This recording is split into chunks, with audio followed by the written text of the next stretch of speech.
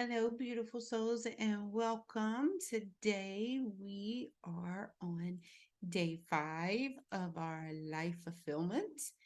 And this is probably my favorite one to talk about. And this is definitely when we're tapping into our spiritual wellness. And I first like to say that this isn't necessarily tied into any type of religious beliefs, but this is just what you as a person can deeply experience within yourself. And it is really set up to really be individual based. And I always find spiritual wellness that it's the well-being that involves us finding meaning and purpose in life and connecting to something greater than ourselves and like nurturing our inner selves, right? And again, like this isn't necessarily tied to any religious belief, but for some people that is, and that's amazing, and that's what works for you. And I think that's the beauty. And as we live in this fast paced world, which we often see, we often find ourselves like caught up into the hustle and bustle of daily life, and we neglect our spiritual well being. And that's very important to recognize that when we're nurturing our spirituality, this can also lead to a greater sense of fulfillment and contentment, which is why it's so important for us to have our spiritual wellness in filling that bucket in our life fulfillment. So what does that look like per se? So hold on, let me pull up my notes to make sure I don't miss my bullet points, because we all know that yes, I do have a little bit of my mind works in an ADHD mindset, so I need like little prompts so I don't get off on a whole entire tangent and take y'all to church today and give y'all a sermon. So, number one, when we think about our spiritual wellness, I like to bring this into us understanding what our meaning and our purpose is. And that's one of the most significant benefits of spiritual wellness is the ability to find meaning and purpose in our life. And we do that by connecting to our inner selves. And that's something that is greater than us. And what we often find is that sense of direction and clarity in our goals and our values. So think about that. Like when we know what our purpose is, I know that my purpose in this world is to teach, educate, and help individuals become self aware and be their authentic self. And I do that through self discovery. And I do that through showing individuals their blueprint of how they can navigate through life and give them the tools to be able to do that. I know that's my purpose in life. My purpose is to love and to appreciate and spread that wherever I go. And so when I'm sitting here thinking of what my goals are, I pretty much kind of already know what they are. And I know what my values are. I know certain things that are so important to me, like integrity and safety and security and all of my other values, and I stick to those core values. So when I look at what my goals are and my values, then that gives me a very clear sense of direction.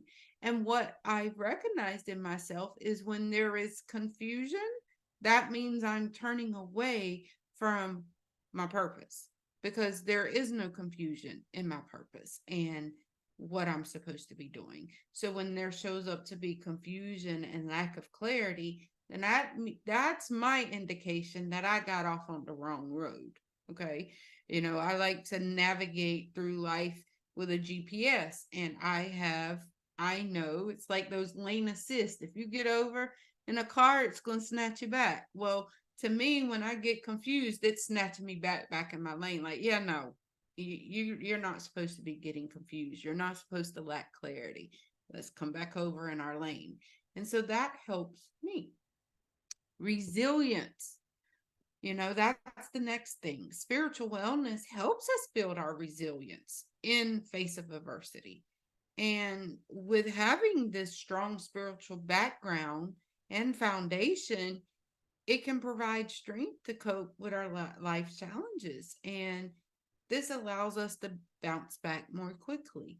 Um, Actually, a couple days ago, it was the year anniversary of when my son got in a terrible accident. And for months, I became his caregiver, and I'm grateful that I was able to be his caregiver. And in that accident, unfortunately, a couple people lost their lives, and it was very hard to see these families lose someone very, very important in their lives. And then the fact that I almost lost my son as well. And to just help him navigate through that entire situation of losing two people that he cared greatly about, it has been extremely challenging. However, he and I both have a very strong foundation in our spiritual wellness, and it has allowed us to be able to navigate through this in the best way that we possibly can. And in my past, before I really, really focused on my spiritual wellness, things like this would completely derail me. And there would be parts of me that would come up that it was just intense. So having that strong foundation really does allow us to cope with life's challenges and not let it destroy us. Okay. Um, the other thing with spiritual wellness that I also like to really, really is to talk about the connection. When our spiritual wellness is good, we want to connect to others and to the world around us. And it often, I feel for me, it often gives me this huge sense of empathy and compassion. And it allows me to strengthen my relationships with my family and my friends and community. And a couple of days ago, we talked about the importance of filling our family and relationship buckets. But what I've realized is when my spiritual wellness foundation is strengthening, I tend to have more empathy and compassion to my family and my friends in the community. Because before, I would be that, let me tell you how to fix yourself, coming from the therapist standpoint. And I may not have always had empathy or compassion, or if they were going through things and they would shut off, I now understand, you know what? They need that time for themselves. Like, it's not anything that's related to me. So I think that is also very important when we really, really focus on our spiritual wellness. So when we think about that, I've had people ask me, well, how do I do that? Like, how do I start to have my spiritual wellness? Well, first of all, I'm going to give you the things that I've used in the past and the things that I teach. But first and foremost, it's just self-awareness. And that is you just digging into yourself and learning about your beliefs and your values and what truly matters to you and figuring out why you have those beliefs and values, right? Because oftentimes when I'm working with individuals, the beliefs that they have are beliefs that have been passed down from generation and generation, or something that may have happened in their life and they believe that this is how life is when it was just that one particular situation. Or it may have been a belief that your great great grandparents passed on to your grandparents, that passed on to your parents, and now they're passing it on to you, and that might not be what you truly believe in. So that's the very first thing, is self-awareness, is figuring out what you believe in and why you believe in it, what your values are, and understanding what truly, truly matters to you. Mindfulness. Mindfulness is absolutely my favorite technique in the world. Because what happens is when we're mindful and we're present in the moment, my favorite saying is keep your mind where your feet are at, because that's where you have all your control. And if you're very mindful of what's going on in your present moment, then guess what that does? That cultivates a different, deeper awareness into your thoughts and your emotions. Because as you become mindful, you're going to start to realize what thoughts are coming up and what emotions are being triggered by your thoughts. And if you're in a particular situation and something happens and it triggers an emotion, if you're present, you get to see what triggered that emotion. And then that makes you more self-aware. And then you can really start to dig into yourself to say, okay, why did this particular thing trigger this emotion in me? Okay. And that goes for good and not so good emotions. And, if I do this particular thing and it makes me happy, then I'm going to want to do that thing a lot more often because it makes me happy. But if a person says this to me and it triggers hurt or pain or makes me feel disappointed or rejected, then I'm going to want to investigate why that comment made me feel that way. Because it may be a deep-rooted trauma that is there, okay? The next thing I highly recommend is meditation. And meditation is you spending time with you, connecting into your inner self and figuring out what that quiet time and what you're actually saying to yourself. It helps you nurture you and giving yourself gratitude and compassion.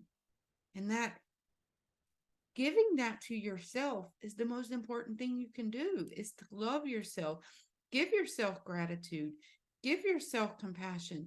Because so often when we go back and look at ourselves, we're looking at ourselves with an inner critic and a judger, and we don't do that to others. We give others compassion and gratitude and empathy, but yet we don't do that to ourselves. And I often teach people, if the things that you're saying to yourself, if someone were to say that to someone that you loved and care for deeply, how would you respond? And if you're willing to defend that person, then why are you not willing to defend you? Because you need all that as well. And finding your purpose, like understanding what makes you happy and pursue it. Like, what are your passions, right? So this is a lot of what spiritual wellness is and how it can be a part of your life. So for me, every day I wake up, and some of the things that I do is I do mindful meditation, and I make sure I stay in my mindfulness every day. When I find myself gearing out into the future or into the past, and there's no particular reason for it in the particular moment that I'm in, again, that's my lane assist navigator saying, no, I need you to come back. And that's taken training for me to get there. And then if I hear myself say something negative about myself, I quickly change that statement to and give myself some gratitude and some compassion and speak positive to remove that negative thought, because so often we have those. Okay. So tomorrow will be our final day in our teaching of life fulfillment. And tomorrow we're really going to tap into our mental strength. So I look forward to seeing all of you beautiful souls tomorrow. And I hope you all have an amazing day. Later.